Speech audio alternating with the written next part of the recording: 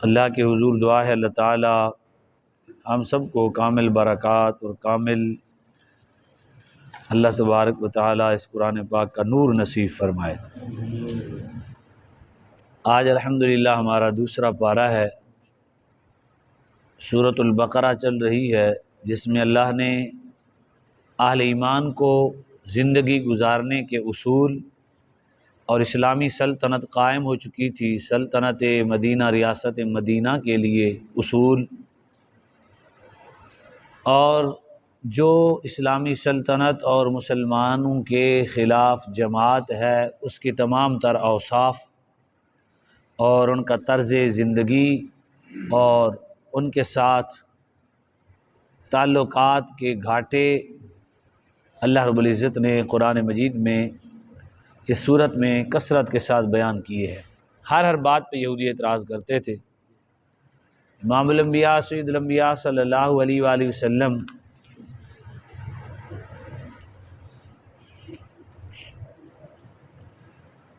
اللہ رب العزت نے سب سے پہلے جو آپ کو مقام دیا وہ یہ ہے، پچھلی کتابوں میں لکھا ہوا تھا کہ ذوالقبلتین، دو قبلے والے، یہ حضور کی نشانی تھی، جو آخری نبی آئیں گے اور ان کے دو قبلہ ہوں گے، یعنی کچھ عرصہ وہ بیت المقدس کی طرف منہ کر کے نماز پڑھیں گے اور پھر اس کے بعد کعبے کی طرف منہ کر لیں گے۔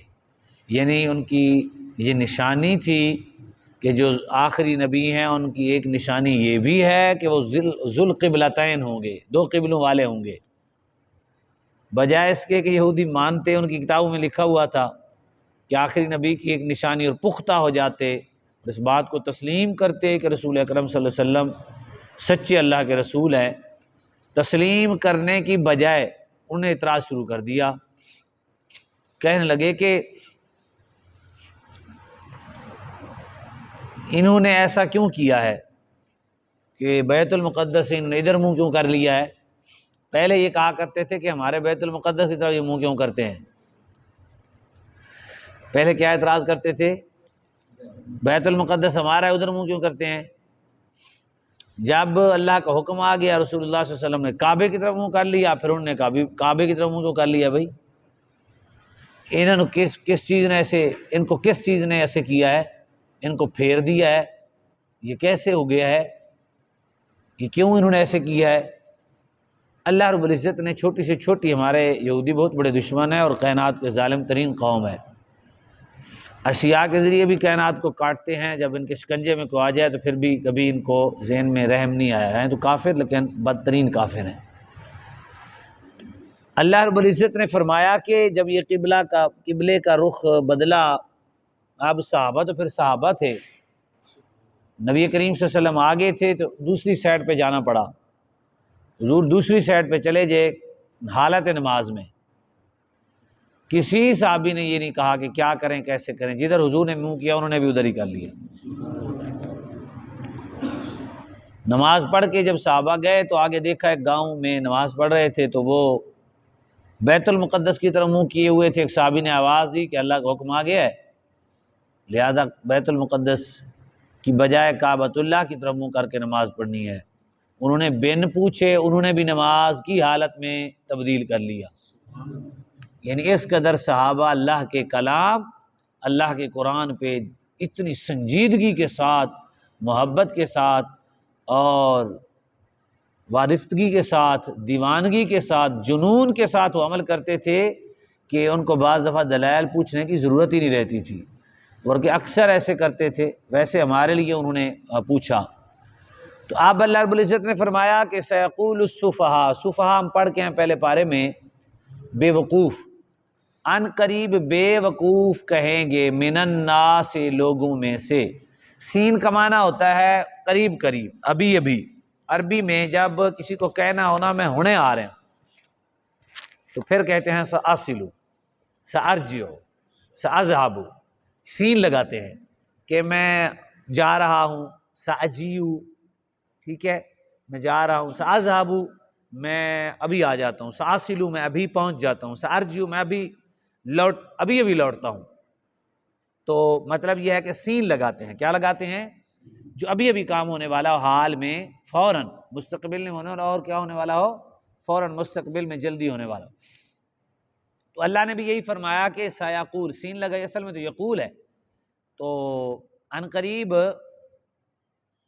اب بے وقوف کہیں گے من الناس، لوگوں میں سے، من الناس لوگوں میں سے، ما ولاہم، کس نے، ما کا معنی ہے کوئی چیز، ما استفہامیہ ہے، سوال ہے، جیسے من کا معنی جو یا جس ہوتا ہے، ما کا معنی بھی جو یا جس ہوتا ہے، یا کس بھی ہوتا ہے، کس بھی ہوتا ہے، جس بھی ہوتا ہے، یہاں معنی ہے کس نے، واللہ پھیر دیا، ہم انہیں، عن قبلتہم ان کے قبلہ سے، التی کانوا علیہا وہ جس پر وہ تھے، کس چیز نے ان کو پھیر دیا بھئی جس قبلے پر وہ تھے، یہ یہودی کہہ رہے ہیں، اور منافقین بھی یہودیوں کے ساتھ جو ہے نا وہ وابستہ ہوتے تھے ان باتوں میں، یہ منافقین بھی اور ظاہر ہے پھر مشرکین بھی، کیونکہ تیز تراز بہت زیادہ تھے، فراڈ کرنے میں، دھوکہ کرنے میں، قوموں کو لڑانے میں، اور اپنے ساتھ لوگوں کو کھڑا کرنے میں ان کو مہارت ہے، اور جنہوں نے ساری زندگی ایسے کیا ہے،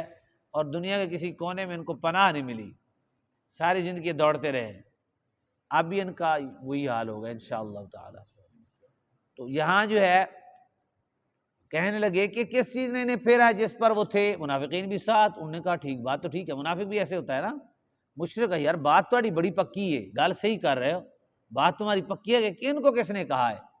اللہ نے فرمایا قل، کہہ دیجئے، امر ہے، قل قلا، نبی علیہ الصلوۃ والسلام، للہ المشرق والمغرب، مشرق بھی رب کا ہے، مغرب بھی رب کا ہے ہی سارا رب کا، جس طرف ہمارا رب کہے گا ہم اسی طرف منہ کر لیں گے، مشرق کی بھی رب کا ہے، مغرب بھی، لام کا معنی ہے کہ، قل کہہ دیجئے، للہ المشرق والمغرب، مشرق و مغرب رب کے لیے ہے، یہدی من یشاء، ہدایت دیتا ہے جسے چاہتا ہے، یہدی سبق نمبر ہمارا 11 ہے، من یشاء جسے چاہتا ہے، الی صراط مستقیم سیدھے راستے کی طرف۔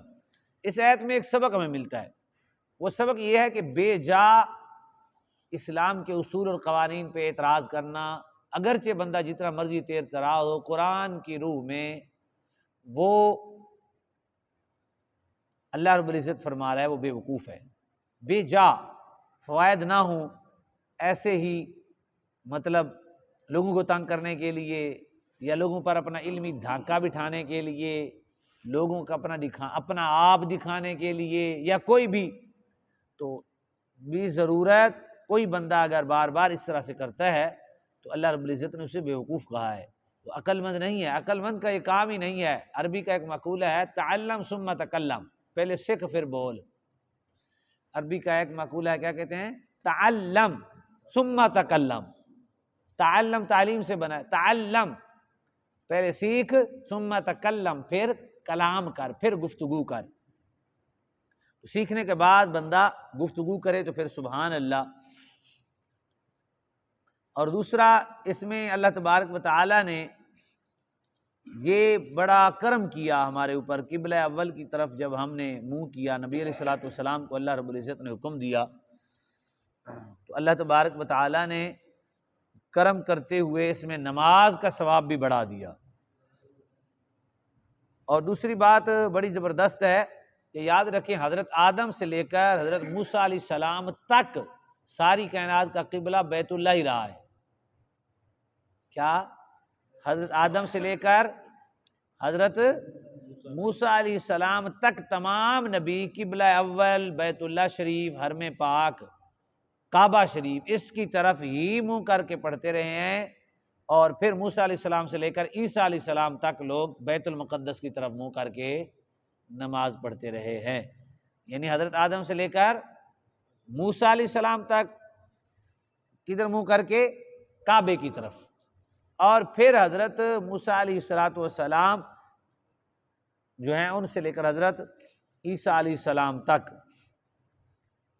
پھر جو حضرت عیسیٰ علیہ السلام، موسیٰ علیہ السلام کے بعد جو نبی آئے وہ انہوں نے آ کے منہ جو ہے وہ کس کی طرف کر لیا؟